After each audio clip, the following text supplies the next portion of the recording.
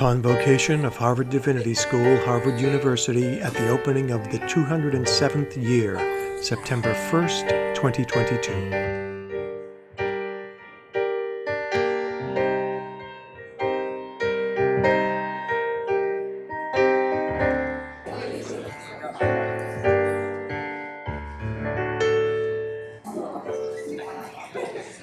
Ain't gonna let nobody turn me around, turn me around, turn me around. Ain't gonna let nobody turn me around. I'm gonna keep on walking, keep on talking, marching up to freedom land.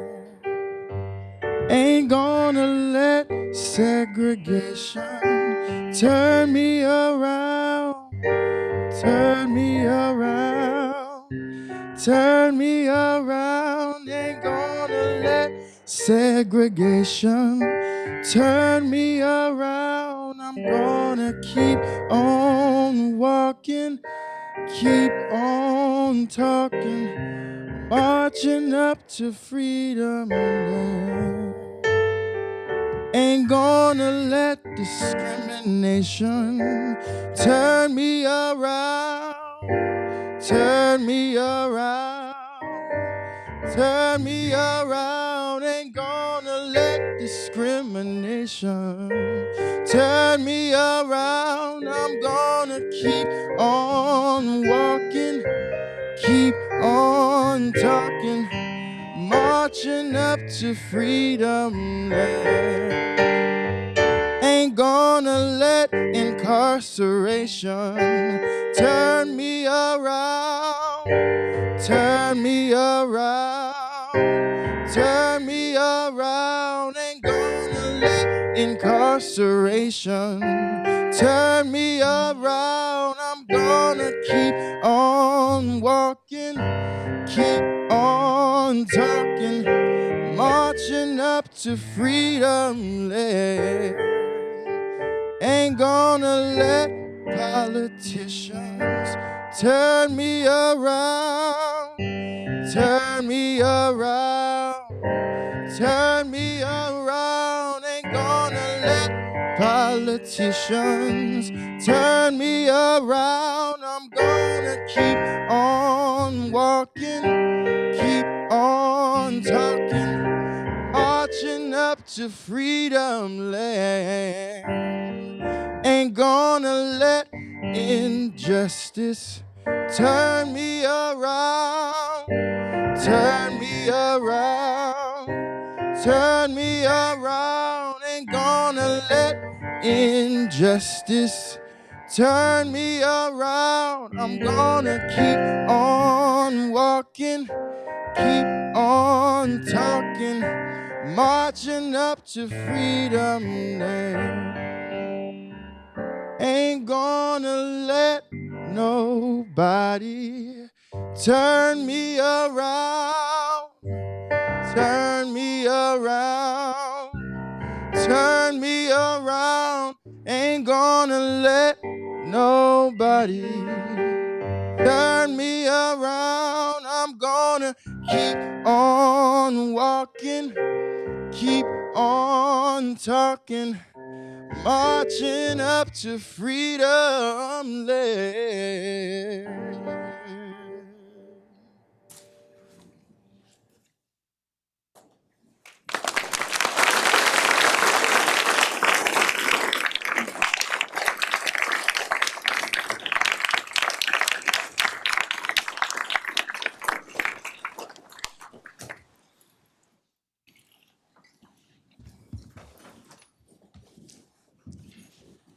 Hi, everybody. Hello. Welcome to our first in-person convocation after a 2-year hiatus.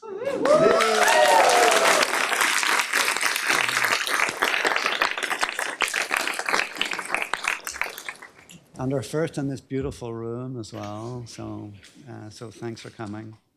So we're delighted to have you with us for this very special occasion. I want to begin our 207th Convocation, our annual gathering ritual, with an acknowledgement of the land and people. So we offer this statement by the Harvard University Native American program. Harvard University is located on the traditional and ancestral land of the Massachusetts, the original inhabitants of what is now known as Boston and Cambridge. We pay respect to the people of the Massachusetts tribe, past and present, and honor the land itself, which remains sacred to the Massachusetts people. So my name is David Hempton, and as Dean of the Harvard Divinity School, I'm delighted to welcome all of you, colleagues on the faculty and staff of the Divinity School, our colleagues from other schools here at Harvard, all of our incoming and returning students, our alums and friends near and far from all around the world. So welcome everyone, it's really great to have you here. Please permit me a word of thanks to everyone at HDS who helped put together today's festivities. A special thanks to everyone in the Dean's Office and the Office for Academic Affairs, to our communications and IT staff for tech support and guidance, and to Chris Hosfield and to our wonderful alum, Eric Fleming, for the music they will contribute to today's event. Special thanks to Karen Grunler-Whitaker, without whose creative administrative support, this event would not have happened. She had to cope with my inefficiencies along the way. So many thanks also to our student readers, Sienna and Ahmad, and especially to our speaker, my fellow dean and sufferer, colleague, Tomiko Brown-Nagin. Thanks so much for joining us. It's great to have you here. Welcome. But before we hear the readings that Dr. Brown-Nagin selected and the keynote address entitled Legacies of Slavery, Bondage and Resistance, I'm very proud and delighted to introduce my new colleague, Tracy Hucks, Victor S. Thomas Professor of Africana Religious Studies at the Harvard Divinity School, and Suzanne Young-Murray Professor at Harvard Radcliffe Institute, who will introduce today's honored speaker. So this is Professor Hucks's first few weeks at HDS, and we're so very delighted that she has returned to the place where her academic journey began, sort of. Tracy Hucks is a nationally known and distinguished scholar of Africana studies and American religious history. She has served most recently as Provost and Dean of the faculty at Colgate University, where she was James A. Storing Professor of Religion and Africana and Latin American Studies. Professor Hucks previously taught at Davison College and at Haverford College. She's a graduate of Colgate. She earned her AM and PhD from Harvard University. So Professor Hucks is the author of Yoruba Traditions and African American Religious Nationalism, which was published in 2012 and was a finalist for the American Academy of Religion First Book Award and the Journal of Africana Religions Albert J. Rabateau Book Prize. She has a major book forthcoming this fall on religious identity in Trinidad entitled Africans in the White Colonial Imagination.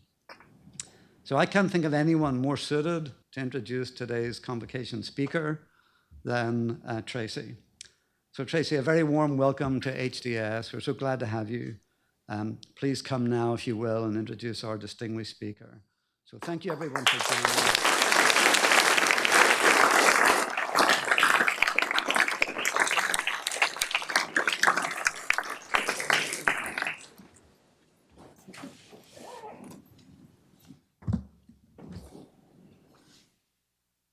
Good afternoon. Good afternoon. Let me begin with a profound word of gratitude. I want to thank Dean Hempton for inviting me to participate in this year's convocation and the commemoration of Harvard Divinity School's 207 years of academic excellence, moral leadership, and a place its founders established to, quote, advance learning and perpetuate it to posterity. I also want to extend my appreciation to the Harvard Divinity School faculty, staff, and students who entrust me, a new faculty member, with representing you and welcoming and introducing today's speaker, a speaker to whom I am likewise indebted for what it means for me to return to my alma mater as a Suzanne Young-Murray Professor, the first endowed professorship that bridges the Harvard Divinity School with the Radcliffe Institute for Advanced Study. Today's event is symbolic of new beginnings. To the colleagues, students, and guests of Harvard Divinity School, it is a place of honor for me to introduce Dean Tomiko Brown-Nagin. Dean Brown-Nagin is the current Dean of the Harvard Radcliffe Institute for Advanced Study, the Daniel P.S. Paul Professor of Constitutional Law at Harvard Law School, and Professor of History on the Faculty of Arts and Sciences. Through her esteemed and respected leadership, she was invited by the President to chair and to lead the Presidential Committee on Harvard and the Legacy of Slavery, which resulted in a $100 million allocation and the forthcoming publication, The Legacy of Slavery at Harvard, Report and Recommendations of the Presidential Committee, which will be published by Harvard University Press this month, and of which Dean Brown-Nagin is the principal author. Regarding this initiative on the legacy of slavery, she believes, quote, "We can't dismantle what we don't understand, and we can't understand contemporary inequity and injustice unless we reckon honestly with our history." Dean Brown-Nagin is the author of the most recent text, Civil Rights Queen, Constant Motley, and the Struggle for Equality, published this year, the co-editor of the volume Reconsidering the Insular Cases, the Past and Future of American Empire, as well as the author of the multiple award-winning book, Courage to Dissent, Atlanta and the Long History of the Civil Rights Movement. Her sound leadership and scholarship have resulted in public authorship, interviews, and quotes in the Washington Post, CNN, Politico, the Boston Globe, PBS, PBS NewsHour, NPR, the New York Times, the Chronicle of Higher Education, the New Republic, C-SPAN, and many more venues. She is an alumnus of Furman University as an undergraduate, Duke University MA and PhD, and Yale University JD, and was awarded the Distinguished Alumni Award by Duke University. She was elected a member of the American Academy of Arts and Sciences, the American Philosophical Society, the American Law Institute, the American Bar Foundation, and honored as one of the 50 most influential people of color in higher education. What I share with you is a stellar record of professional accomplishment and achievement. As I draw to a close, I want Dean Brown-Nagin to know that this is Harvard Divinity School, where those of multi-religious and non-religious traditions are welcomed and respected. I draw on a metaphor from one of these traditions when I reference the book of Matthew, where Jesus is quoted as saying, "But what about you?" Jesus asks. "Who do you say I am?" In preparation for this moment, I collectively asked over a dozen administrators, faculty, staff, and students across the university, who is Dean Brown-Nagin? So you will know today who is to come before you. I will leave you with these voices. Regarding herself, Dean Brown-Nagin says her ancestral roots, her family, her community are sort of her superpower. That her story is one of ascent, and that because her parents were not able to achieve their potential because of discrimination, they promoted education as a pathway to social mobility for her. Additionally, one administrator respectfully stated, Dean Brown-Nagin has, quote, clarity of vision, in particular a bold and ambitious vision of what higher education can and should achieve in the world. A strong commitment to core values, including the importance of engaging across difference, even and especially where we disagree. Has genuine human care for those around her, and is an inspiring leader who values collaboration and engagement. Likewise, a faculty colleague enthusiastically stated, Tomiko is warm, considerate, funny, gracious, kind, agreeable, thoughtful, sincere, and so welcoming. Tomiko welcomed me into the Radcliffe family with enthusiasm, and for that I will always be grateful. I could go on and on. My affection and respect for Tomiko is not a secret. Yet another faculty member remarked with earnest, Tomiko is a loyal and supportive friend with an excellent and on-point sense of humor. Also, she's a wildly enthusiastic as well as highly knowledgeable basketball fan. She's an engaging and inclusive host, drawing people in. While another colleague wanted me to, quote, emphasize Tomiko as a multifaceted figure, prize-winning historian, law school faculty administrator. She is an activist within those roles in terms of the topics she chooses and the policy decisions that she oversees.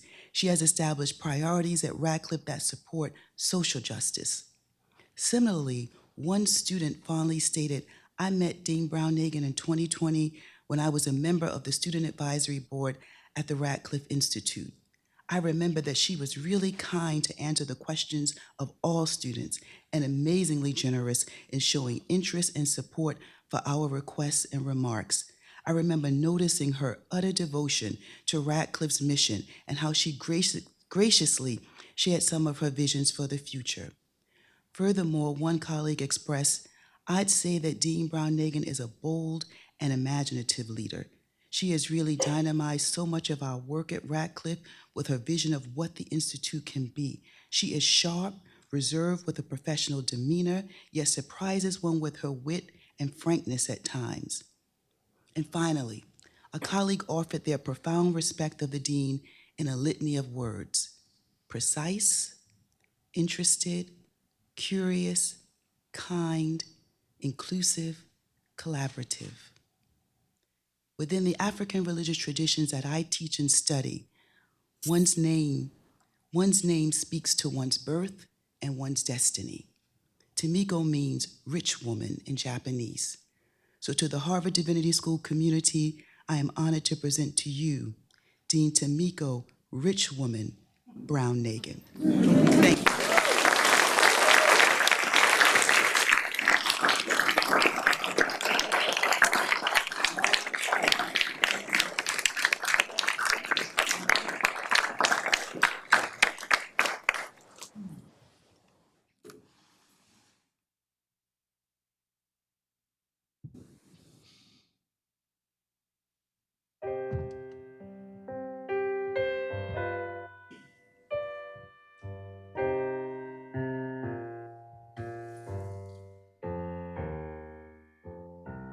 Soon I will be done with the troubles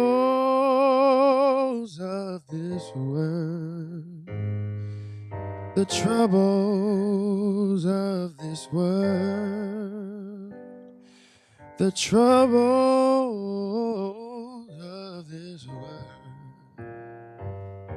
Soon I will be done with the troubles of this world. I'm going home to live with God.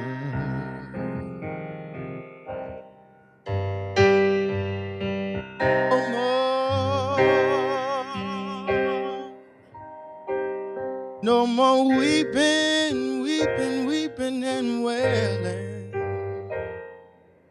No more, no more weeping and wailing. No more, no more weeping and wailing. I'm going home to live with God.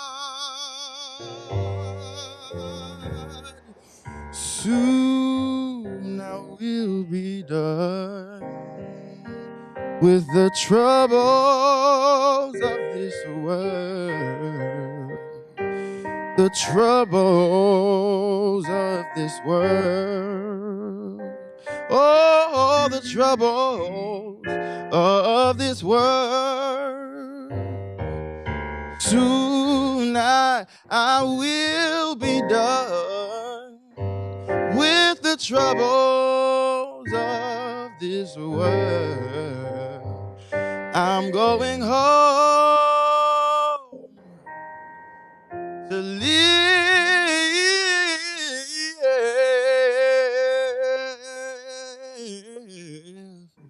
with God.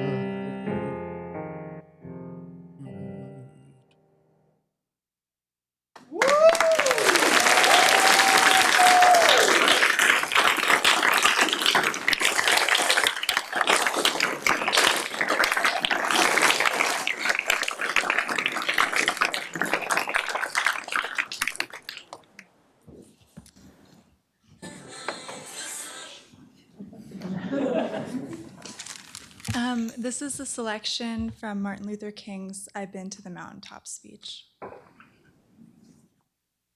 If I were standing at the beginning of time with the possibility of general and panoramic view of the whole human history up to now, and the Almighty said to me, Martin Luther King, which age would you like to live in? I would take my mental flight by Egypt through, or rather across the Red Sea, through the wilderness on toward the Promised Land.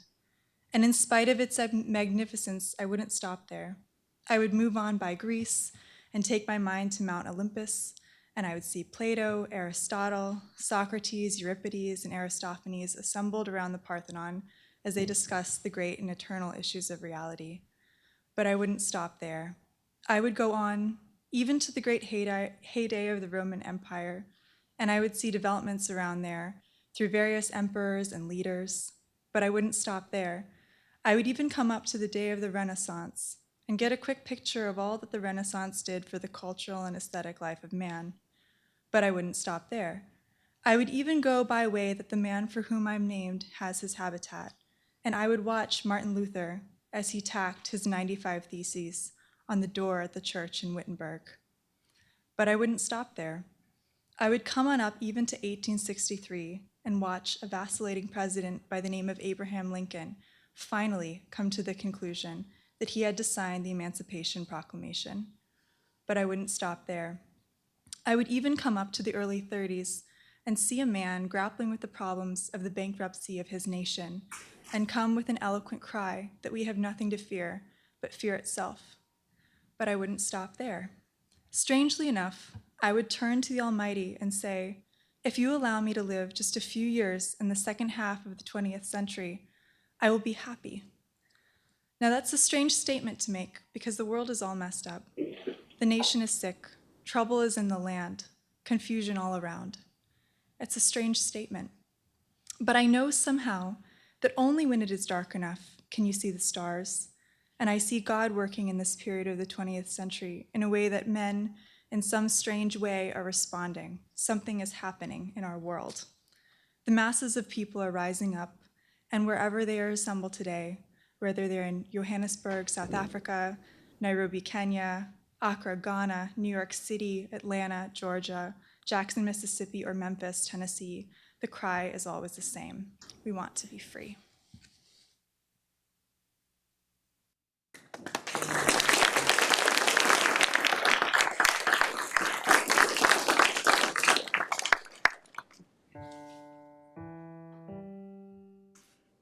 Freedom, oh, freedom, freedom over me. And before I be a slave, I'll be buried in my grave and go home to my Lord and be free.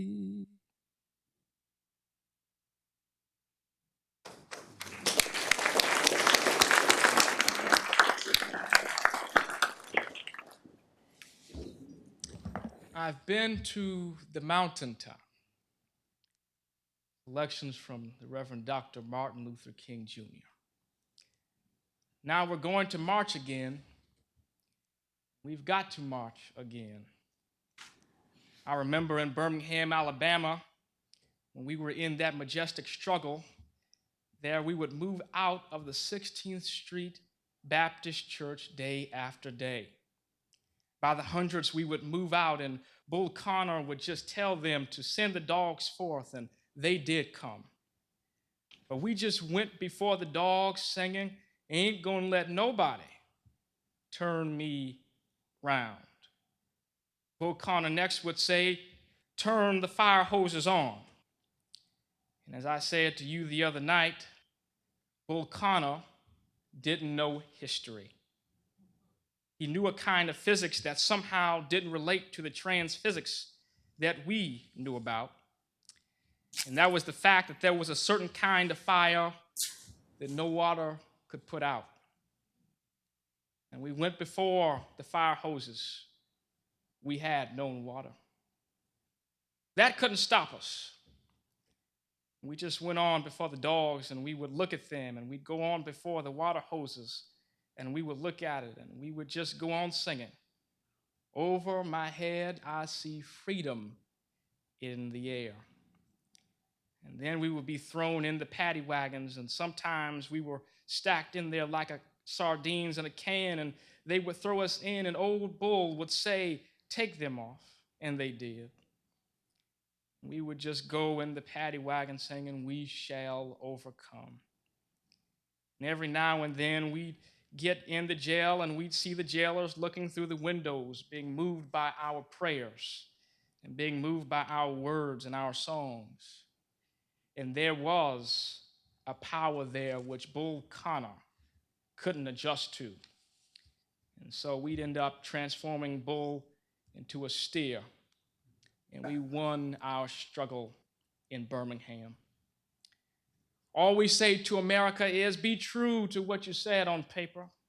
And if I lived in China or even Russia or any totalitarian country, maybe I could understand the denial of certain basic First Amendment privileges because they hadn't committed themselves to that over there. But somewhere I read of the freedom of assembly. Somewhere I read of the freedom of speech. Somewhere I read of the freedom of the press. Somewhere I read that the greatness of America is the right to protest for right. Let us rise up tonight. Greater readiness. Let us stand with a greater determination. Let us move on these powerful days, these days of challenge, to make America what it ought to be. Thank you.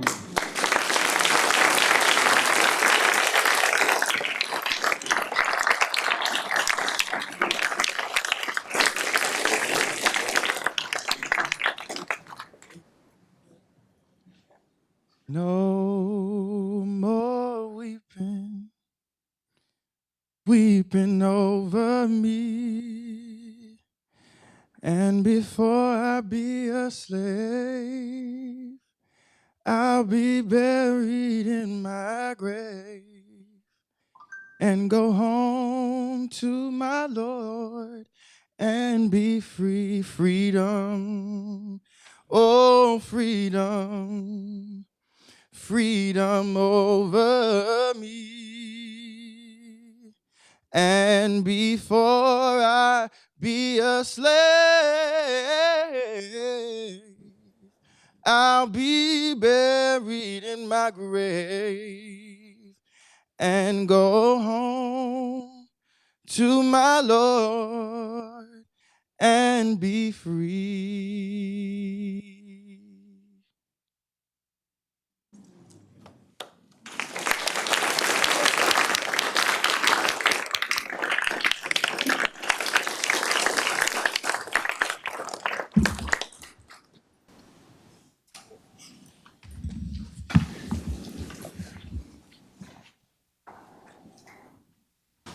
Good afternoon, everyone. So nice to see all of you and to be in community with you here at the Divinity School. Before I begin, I do want to thank Sienna Monet and Umad Edmond for their inspiring readings, and Arik Fleming and Chris Hosfeld for the beautiful performances. You really touched my heart. Thank you as well to my colleague, Professor Tracy Hucks, for Such a lovely introduction. I really appreciate it. And also, they've put you to work already. That was quick. I'm also thankful to my colleague, Dean David Hampton, for inviting me to deliver the 207th Divinity School Convocation Address, to Karen Grunler-Whitaker and the Office for Academic Affairs for organizing this event, and Melissa Wood Bartholomew and the Office of Diversity, Inclusion, and Belonging for encouraging the Divinity School community to engage with the report of the Harvard and Legacy of Slavery Committee as a common read. That's so important. And of course, I'm grateful to all of you for how you have welcomed me here today. I'm truly honored to deliver this year's Convocation address celebrating the opening of the new academic year. The Convocation provides an opportunity to reflect on the lessons of the past as we envision our future. As Dean Hampton once observed, we gather at Convocation as a community, quote, to learn from our origins and our roots, to take a careful look at where we are, to lay out a promising path to where we may go. Well, here at Harvard, the oldest institution of higher education in the country, we have quite a lot of history to engage with. Harvard, of course, was founded in 1636, nearly a century and a half before American independence. And thus, the university's history is deeply entwined with the triumphs and the tragedies of our nation. As the Harvard and Legacy of Slavery report shows, the university's past encompasses many painful elements. It includes deep ties to slavery and a long history of exclusion on lines of gender, race, ethnicity, religion, and so much more. But that's not all it includes. There also is a counter history of resistance that's embedded in the university's story. Harvard's faculty, staff, and graduate also have included many proud advocates of freedom and justice. And I urge you, as you engage with our report, to appreciate both sides of this complicated history, diminishing neither. Now, the Harvard Radcliffe Institute, one of the 14 schools that comprise the university, and an institution that I proudly lead, illustrates this history of exclusion and the counter-history of resistance to it. Today's Radcliffe Institute traces its origins to Radcliffe College, which was founded in the late 19th century to give women access to a Harvard education at a time when the university would not admit women. The first president of Radcliffe College, Elizabeth Cary Agassiz, has long been celebrated as a reformer in the history of women's education. And so she was. But she also was a close intellectual partner of her husband, Louis Agassiz, a proponent of the debunked theory of polygenesis, whose work hardened racial categories and provided intellectual justification for racial subjugation.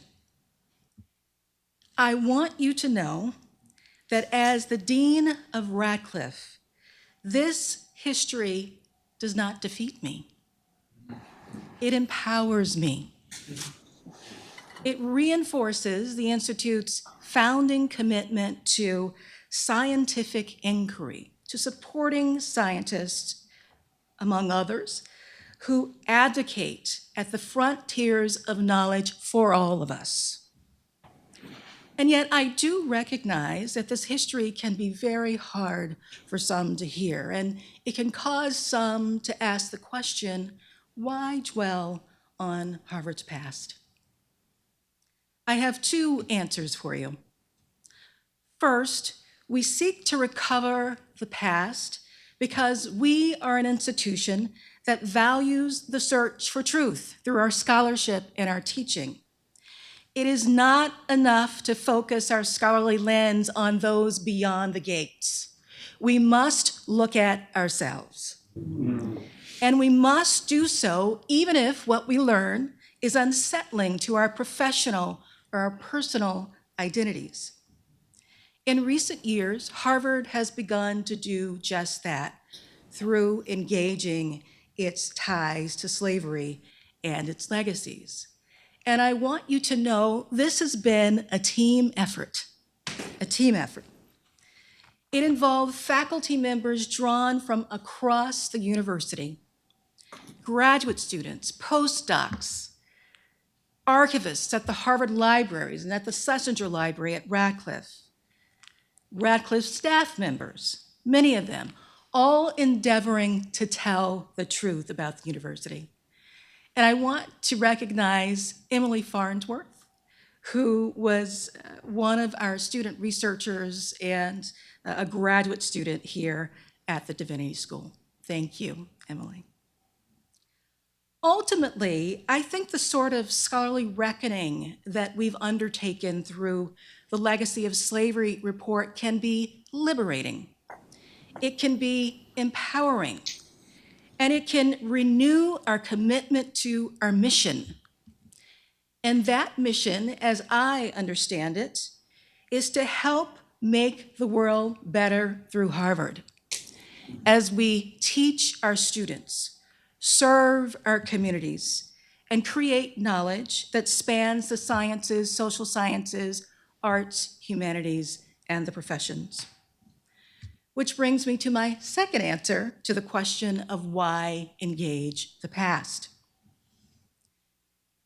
We engage the past because, as James Baldwin observed, we carry the force of history within us. In other words, history shapes the present. Or as William Faulkner wrote, the past is never dead. It's not even past. Here and across this country, vestiges of past harms persist to this very day. The last few years have laid bare profound injustice and enduring inequities, demanding urgent action to address long-standing issues. These challenges, racism, wealth, health, housing, and gender-based inequities, and so many more, are all rooted in history. And as I've said before, our capacity to understand and to dismantle contemporary injustice depends on our ability and our willingness to reckon with our past. Now, our report documents direct financial and intellectual ties to slavery. Allow me to highlight and make concrete some of these ties. Over the first 150 years of Harvard's existence, more than 70 human beings were enslaved by university staff, faculty, and leaders, including 5 Harvard presidents, as well as the first professor to hold the oldest endowed chair in this country, the Hollis Professor of Divinity. Harvard's financial fortunes were linked to slavery. Some benefactors made their wealth, at least in part, from enslaved labor on plantations in the Caribbean and in the American South, from the slave trade, and from trade in goods produced by enslaved people. And although the Massachusetts Supreme Judicial Court held slavery unlawful in the Commonwealth in 1783, Harvard's financial ties to slavery persisted into the 19th century. During this era, cotton produced by enslaved people in the American South fueled the textile industry, on which the North's economy and the fortunes of some Harvard benefactors depended. Moreover, From the 19th century into the 20th century, some Harvard presidents and prominent faculty promoted so-called race science and eugenics, which influenced generations of scientists, researchers, and political leaders, with devastating effects long after slavery had ended. Against this backdrop, and notwithstanding the fact that efforts to secure equal opportunity for African Americans often focused on education as a liberating force, Harvard admitted few Blacks.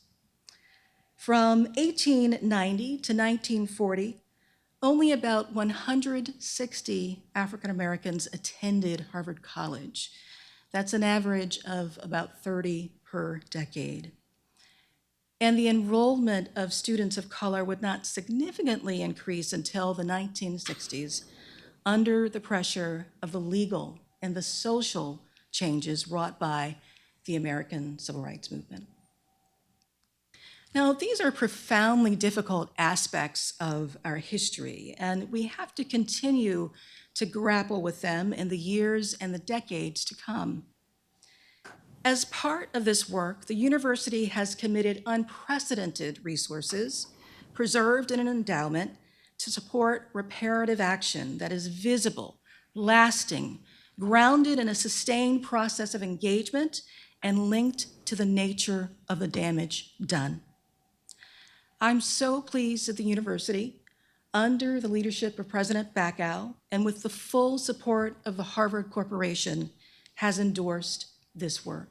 It is vital to our university and indeed to the nation to take these steps.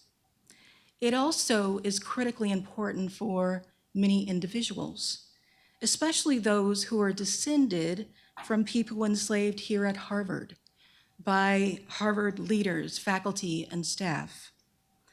The university is working now to identify these descendants so they can recover their histories, and I hope engage with us in a process of reckoning and repair. Now, this is really challenging work, and it will take time to do it right, and it's just beginning. As Professor Martha Minow, chair of the Legacy of Slavery implementation efforts, explained in a recent interview in the Harvard Gazette. Now, as I said at the outset, Harvard's history is complex. Intertwined with these most painful aspects of our past is a powerful counter-history of resistance, resilience, and change-making that can inspire all of us. During the 19th century, a small group of white Harvard students, faculty, and alumni rejected prevailing beliefs.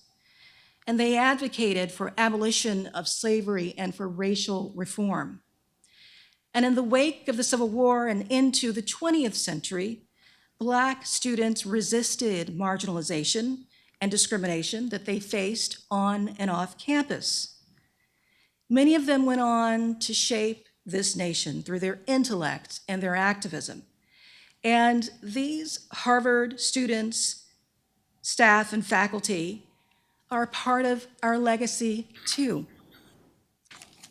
John Gorham Palfrey, the very first dean of the Divinity School, is one such figure of resistance.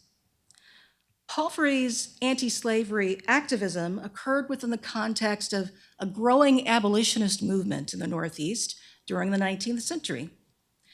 By the time the US descended into the Civil War in 1861, Harvard had bestowed honorary degrees upon noted abolitionists, and it officially supported the Union. But things looked different during the preceding decades.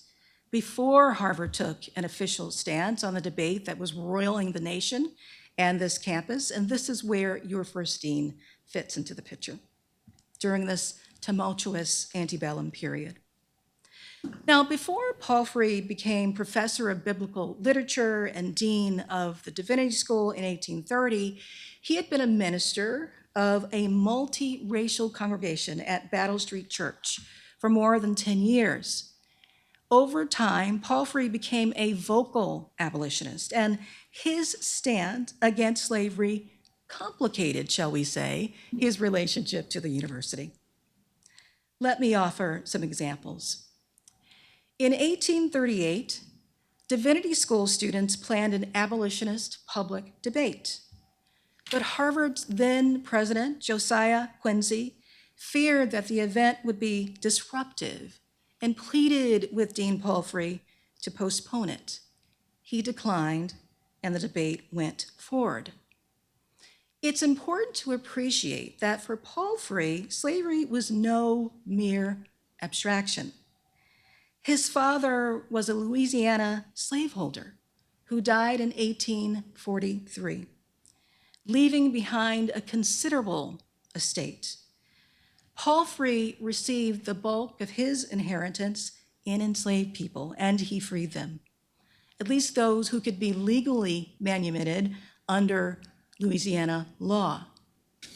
Then he transported the others, some 16 women, men, and children, to the Northeast and took out advertisements to find them paid work.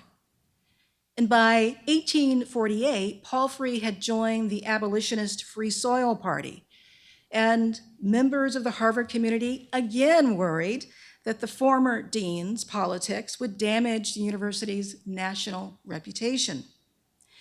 In 1850, more than a decade after Palfrey left the university, Harvard president and Palfrey's longtime friend, Jared Sparks, wrote to him and asked him to moderate his politics. Palfrey was outraged, and he refused. Now, Harvard leaders' preoccupation with Palfrey's abolitionism surfaced yet again when they considered him for a professorship and for the role of university treasurer. Palfrey received neither position. His anti-slavery views were deemed too divisive for a Harvard committed to his role as a national institution. Yet Palfrey persisted in the struggle against human bondage.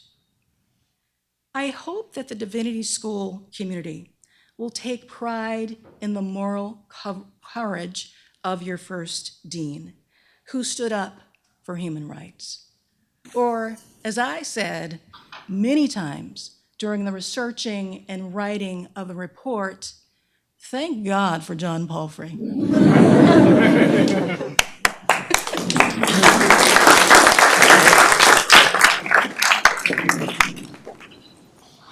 I also want to talk to you about how Harvard's early Black students continued the tradition of resistance after the Civil War.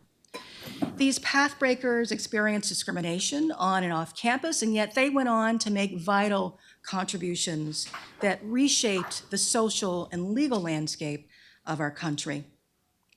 5 years after the Civil War ended, Richard T.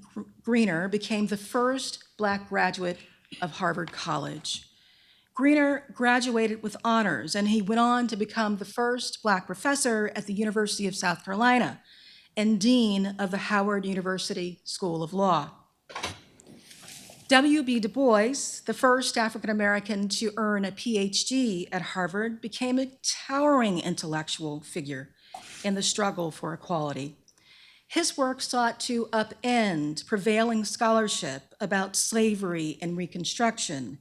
He co-founded the Niagara Movement, which was the predecessor to the NAACP, the nation's oldest civil rights organization, and he called his alma mater to account for discrimination in housing and admissions.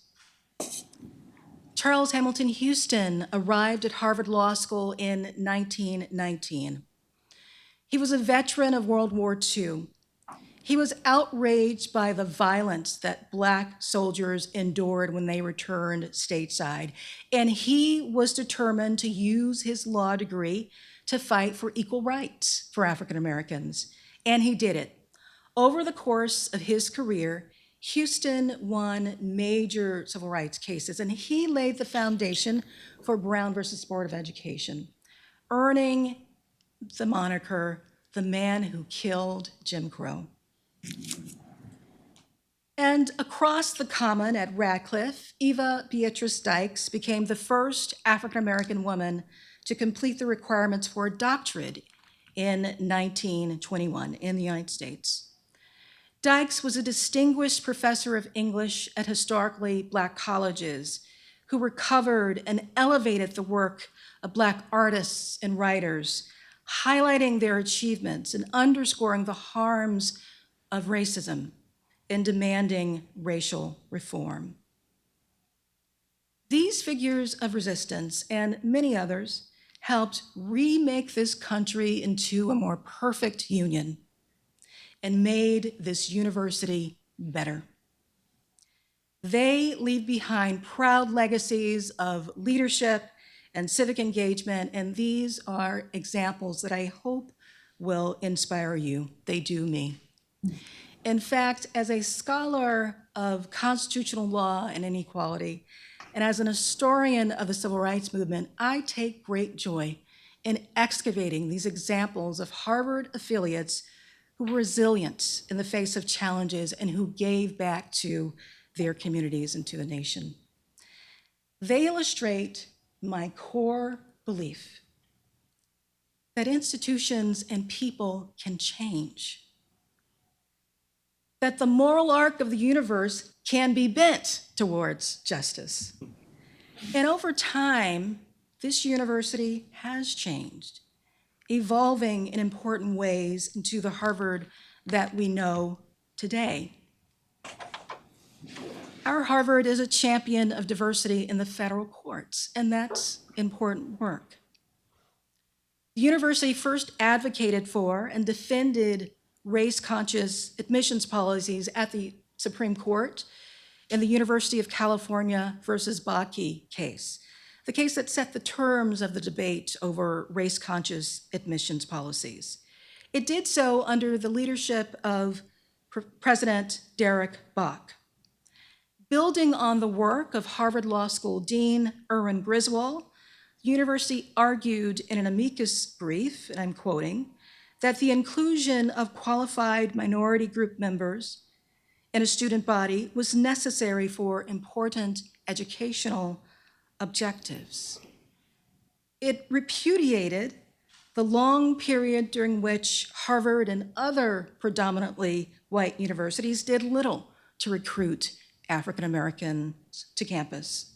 Quoting again, "The lack of racial diversity on campus through the 1960s had created a sort of white myopia, which narrowed the perspectives of both students and professors and deprived the university of scores of future leaders." Now, every president since President Bok, every Harvard president, has steadfastly supported diversity in education, including, but not limited to, racial diversity. Now, let me be clear. These steps do not erase the past history of racial exclusion, of involvement with slavery that I've recounted, but they do illustrate positive change over time. Ours also is a campus where many have taken and continue to take concrete steps every day to promote not only inclusion, but belonging in all students.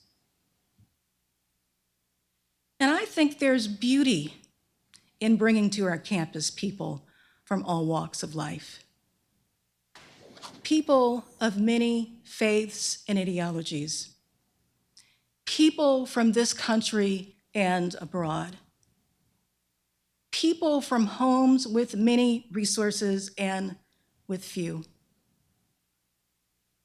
People who are first-generation college students and people whose history with Harvard stretches back generations. People of multiple identities and races. Asians, whites, Black, brown, and Native peoples. And people who are descendants of the enslaved. And people who are descendants of free people. This is our Harvard today. And to be sure, we have much more work to do at Harvard and in the nation. The challenges of our current moment are profound. Inequities and injustice persists across the country, across the world. But history shows that change is possible even in the face of seemingly insurmountable obstacles in law and politics.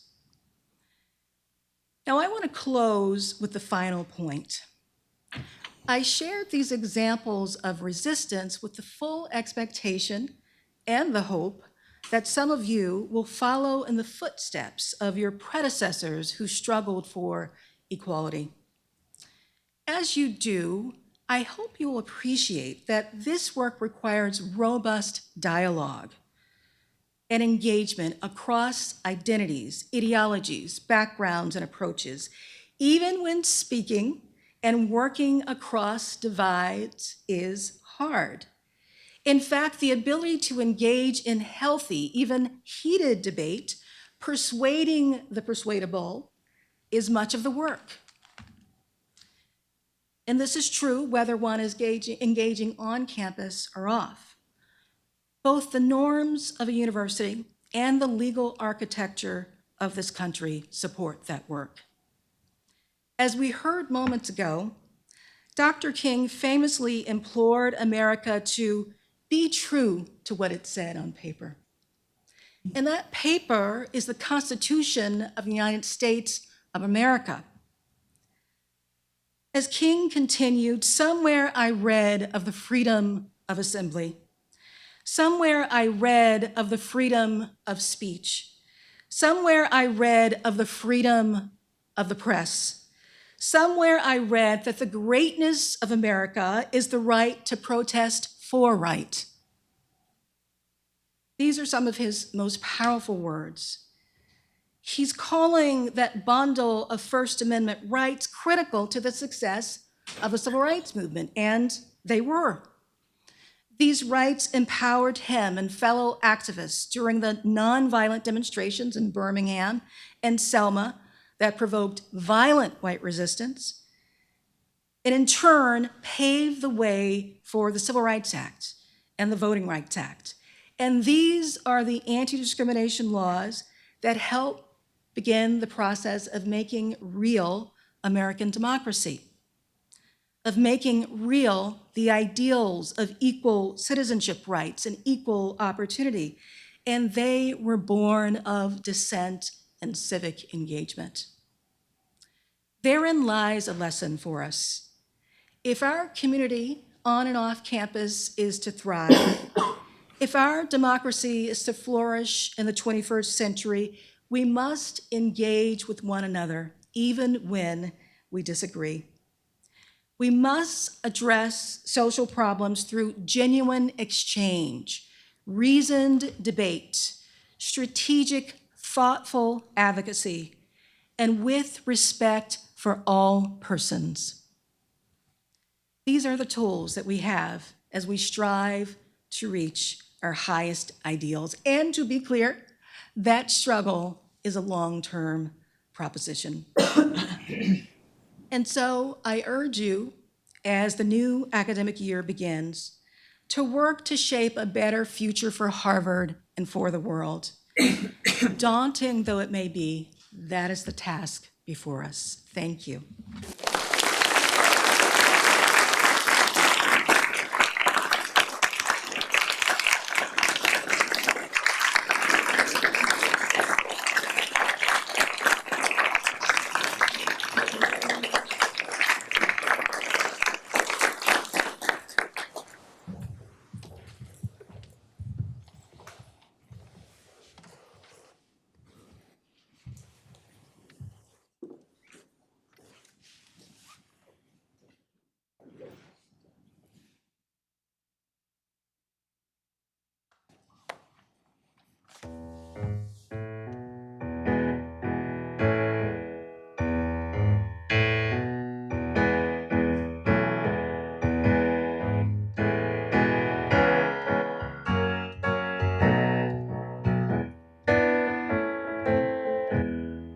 One of these mornings, soon one morning, I'm gonna lay down my cross, get me a crown. One evening, or late in the evening, I'm going home in glory, live on high. Soon as my feet strike Zion, I'ma lay down my heavy, heavy burden. I'm gonna put on my robe in glory, going home one day and tell my story.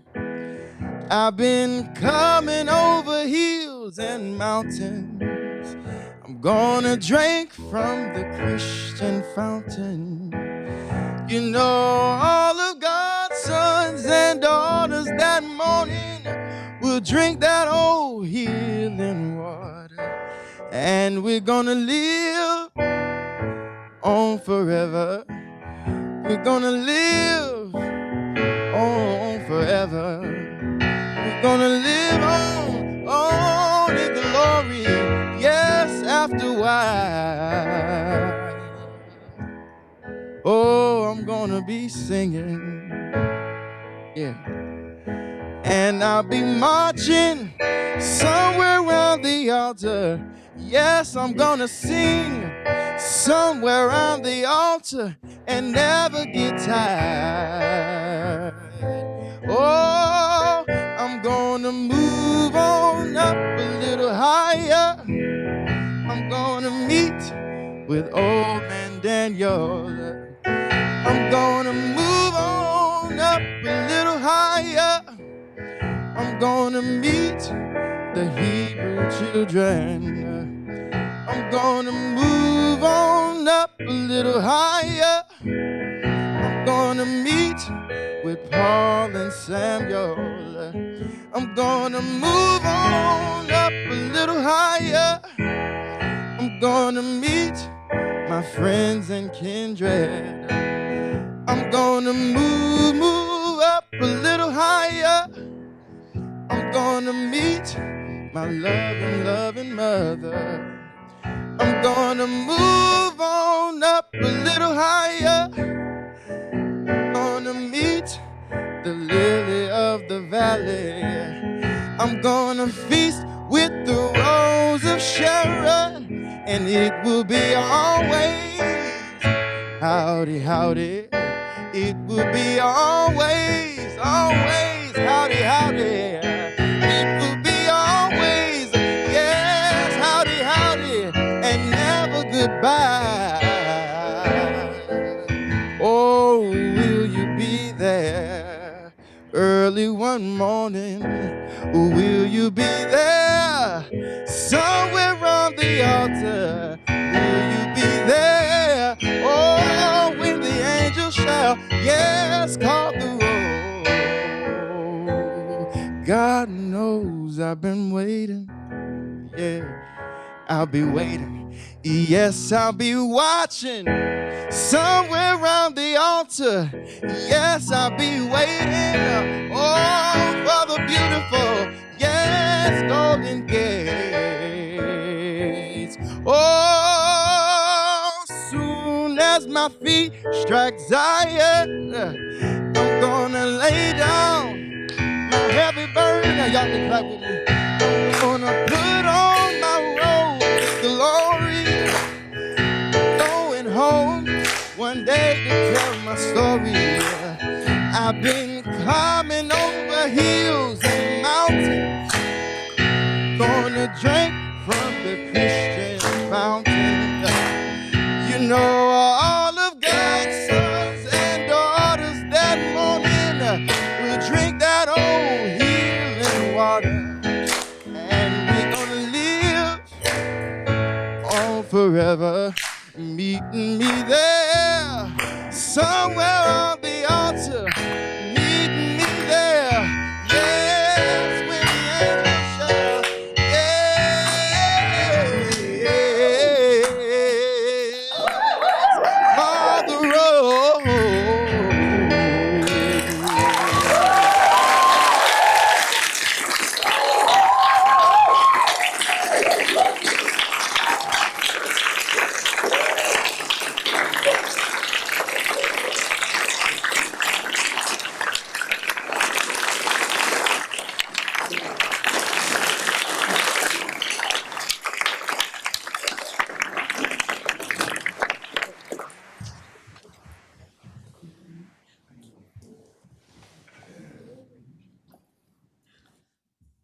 thought I would just sing one more time.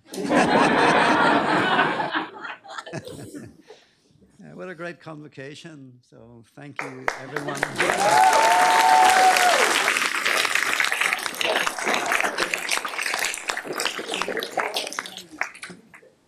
Special thanks to Tracy, Chris, and Eric, Sienna, Ahmad, and especially Dean Brown-Nagin for really thoughtful, disturbing, inspiring, challenging remarks about the legacies of slavery. So we're indebted to you not just for your words today, but for all your work on the Harvard-wide Legacy of Slavery report that was published a few months ago, as showing us our past and guiding us towards a more just and equitable future. So as many of you already know, we have selected this report for this year's Common Read program for our entire community, faculty, staff, and students. We plan to have our opening launch of that on October 18th. Please look out for this opening launch and for details about the Common Read in the year ahead. So we're grateful to have celebrated the festive opening of our academic year today. Wish you all a safe, satisfying year of study, engagement, and service in pursuit of a more just world. So please join us now for a reception under the tent on the campus green, and there'll be refreshments and cupcakes. So thanks, everyone, and have a great year. Thank you so much.